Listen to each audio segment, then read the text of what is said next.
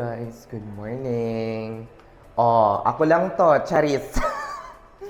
Anyway, ngayon, second day ko na dito sa Vietnam and kahapon, medyo pagod pa ako galing biyahe. Napagod, kahit 2 hours lang yung flight, nakakaloka. Ngayon, nagising ako late na, so magbe-breakfast lang ako or brunch. Late breakfast. In between lunch and breakfast. So, brunch na yon, Charis. Anong oras na ba? Ay, lunch na pala. Mga 10:40, mag-11 na. So, merong malapit na pho dito. Lalakarin ko lang. Mga 9 minutes. Okay lang naman yun eh, para ma-explore mo yung city. Kasi naman motorbike ka or something like car in which mabilis lang naman eh. 9 minutes lang. So, mas maganda maglakad-lakad. Itong hotel ko pala, na-book ko guys for around like 899 pesos or 700 pesos. I-room tour ko kayo later. Tingnan natin kung magugustuhan ninyo. Charis! Comment down below kung magugustuhan nyo. Charis! Sige guys. Hindi naman siya malayo guys. Mga 8 minutes lang from my hotel. At ngayon nilalakad ko na siya. Di naman sobrang layo.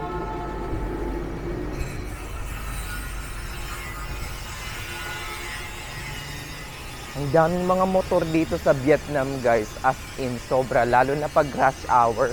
Lahat ata ng mga tao dito guys, nakamotor. Sobra.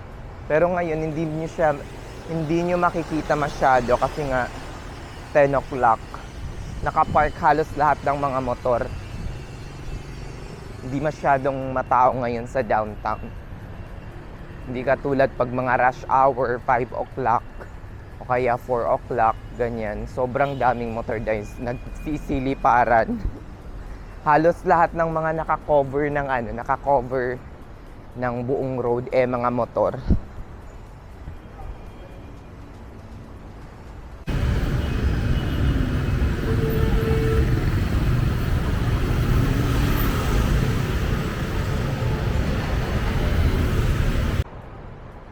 Ayan guys, nahanap ko na. Dito tayo kakain ngayon.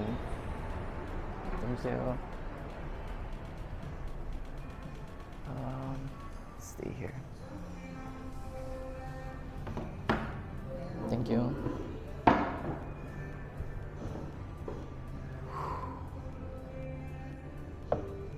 Ay, nandito na rin tayo after 8 minutes. Hindi ko mahanap. Meron dun sa malapit. Nakita ko. Akala ko yun na yun. Pero hindi pa kasi makita yung Saigon Pool 39. Nakita ko lang to sa mga reviews na maganda yung niya. I mean, masarap.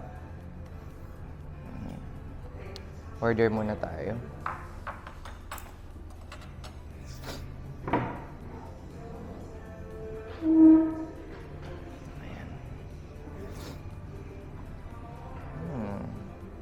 Siyempre, pho yung titikman natin. Nakakaloka.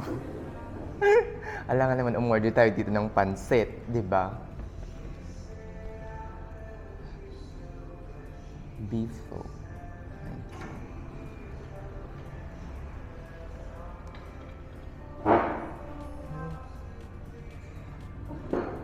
Yan guys, umorder na tayo para siyempre gutom na ako. Kailangan ko na umorder.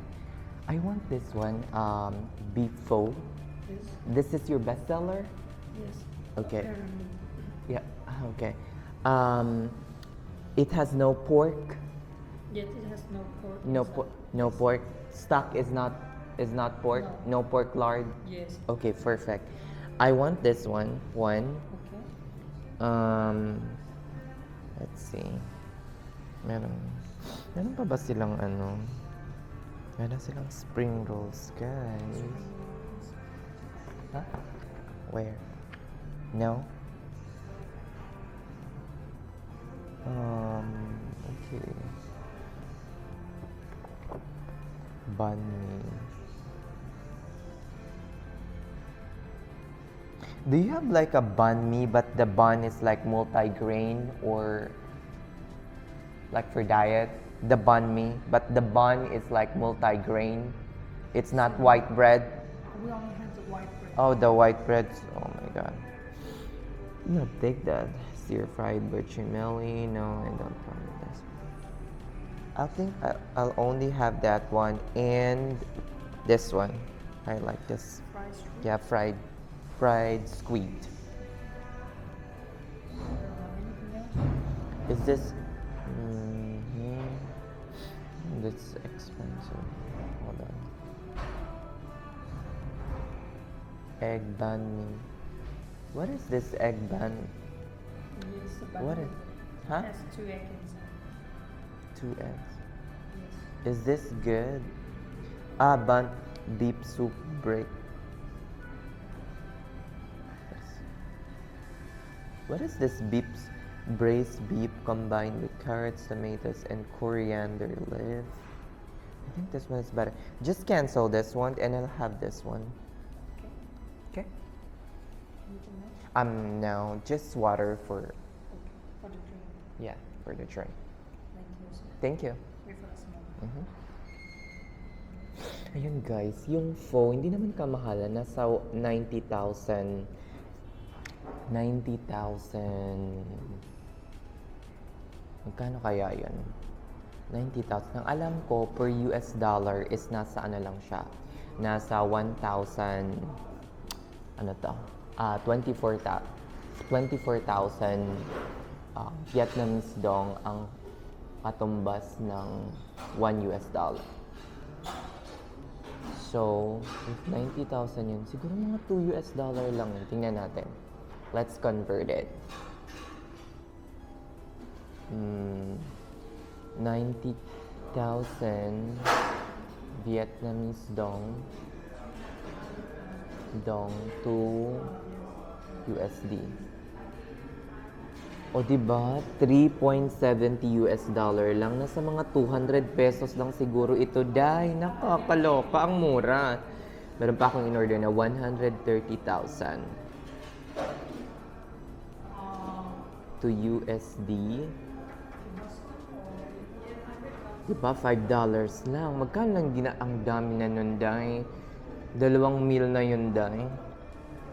Umabot siya ng $8 lang. Oh my God, meron silang pan. Thank you. So, 8 or 9 US dollars lang mga Inday. Nakakaloka. Tumapat pa tayo dito sa ilaw. Baka makita yung yung mga purse ko, Day. Mag-isa lang ata ako dito. Sa 439 ba to? O 469. Madaming mga mahaderang nag-aano sa akin, nag-PPM sa akin kung paano daw ako nakakapag-travel, nakakaipon pa daw ba ako. Panay ang travel ko, mga Inday, nakakaloka. Sabi ko naman, oo naman, nakakaipon ako ng konti naman. Hindi naman puro ipon lang, di ba? Ang ginagawa ko kasi mga Inday, hindi ko naman kinukuha yung money ko or ginagamit kong expenses for travel sa savings ko. Pag savings talaga yun. Every month, meron akong tinatabing kunyari 100, 200, or $250 exclusive bank account only for my travel. Yun lang. For travel lang talaga. As in, hindi ko yun siya ginagalaw. So, whenever I need to travel, whenever I need to book a ticket, whenever I need to book a hotel, doon nanggagaling lahat ng funds. So, if I need to use my credit card, babayaran ko yung expenses na yun for travel using that checking account or savings account. So, nakakapag-travel pa rin ako ng konti. So, antayin muna natin guys, nakakaloka yung ating food. Ayan mga Inday, dumating na yung order natin. My God, natatakam na ako, Day. Kaso walang rice. Pinapay, Day, ang kapares nito. Nakakaloka. Pakita ko sa inyo. Ayan. Yummy. Maubos ko kaya to. Pwede naman sigurong i-take out.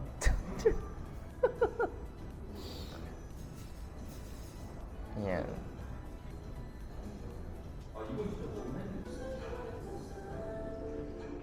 Ayan guys, tikman na natin itong ating po. Ayan. Sarap. Napakalinamnam. Super as in. Iba talagang authenticity ng po dito, or authentic talaga siya. At ang mura, magkano to? 90,000 ata to, 90,000 Vietnamese dong.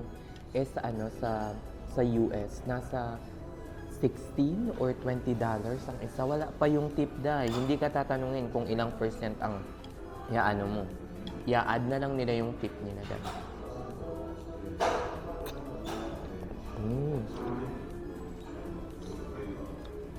Napakalinamnam ng sabaw.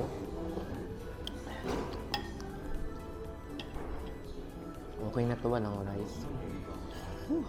Ang anghang. Nilagay ko lahat ng sili. Akala ko hindi siya maanghang. Para kasing dahon. Parang lang siya, yung siling panluto. Yun pala ang anghang. Sobra.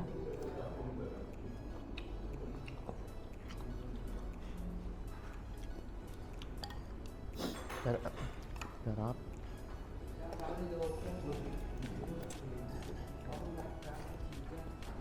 Sarap.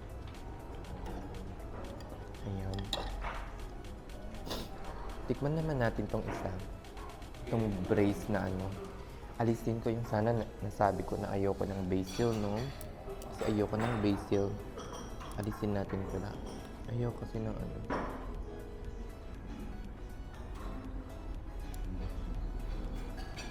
Sa Vietnam or dito sa Asia, Vietnam, tsaka Bangkok, they really put basil sa kanilang mga food.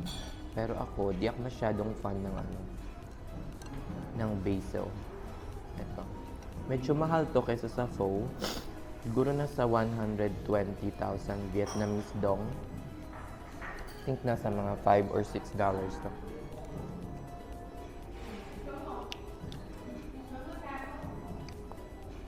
Oh my God, ang sarap, grabe. At ang mura. I-dip ko daw dito. Tingnan natin. Ang hirap mag-chopstick. Pero kailangan masanay. Charis, kailangan masanay.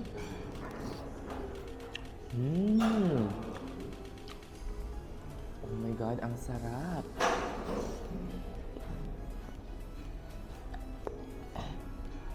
Ang ungot. Oh my God, this is so yummy. Ang sarap, sobra. Oh.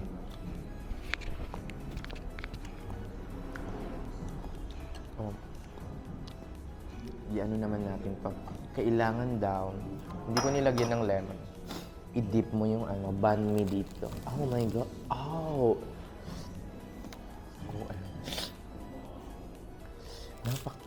Napaka-crispy. Oh my God. Napaka-crispy daw. OMG, ang lutong. Tingnan natin.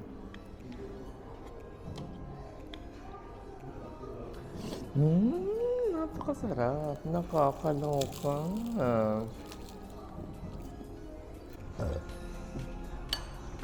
Kakaiba talaga ang lambot ng karning. Yung itong braised beef with yung tomato na may carrot at saka patatas. Grabe ang lambot at ang sarap. Halos hindi mo na kailangang nguyain.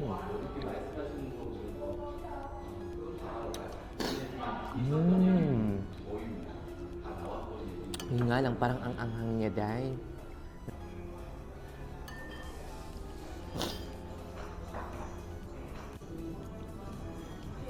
Ayan guys, tapos na ako kumain and grabe, napakasarap niya dahil. Very delicious, super duper. Pag pumunta kayo dito sa Vietnam, this is really a must try. Nakita ko lang to sa, ginugol ko lang. Tapos nakita ko yung review as in. Napakaganda ng review kaya pinuntahan ko talaga. Napakasarap, napakamura, at napaka-yummy. Nakakaloka. Sorry. Sarap, as in. Yun nga, nang kailangan kong kailangan kong mag-toothbrush after kasi walang ano. Ay, may toothpick ba dito? Ay, may toothpick daw. I-toothpick na lang natin. Charis. Ayan, hello guys. Nakakaloka. Hindi ako pwedeng mag-ingay ng sobra-sobra. Pero napakasarap ng phone nila tsaka yung brace vape. As in, itry nyo talaga guys. Muntik na akong mabundo ng sasakyan. Buisit talaga dahil. Ito guys, pakita ko sa inyo yung ano. Ayan, Saigon 39. As in, napakasarap. Well, recommended talaga siya. Yan, malapit lang siya sa Bong Sen Hotel. Ayan.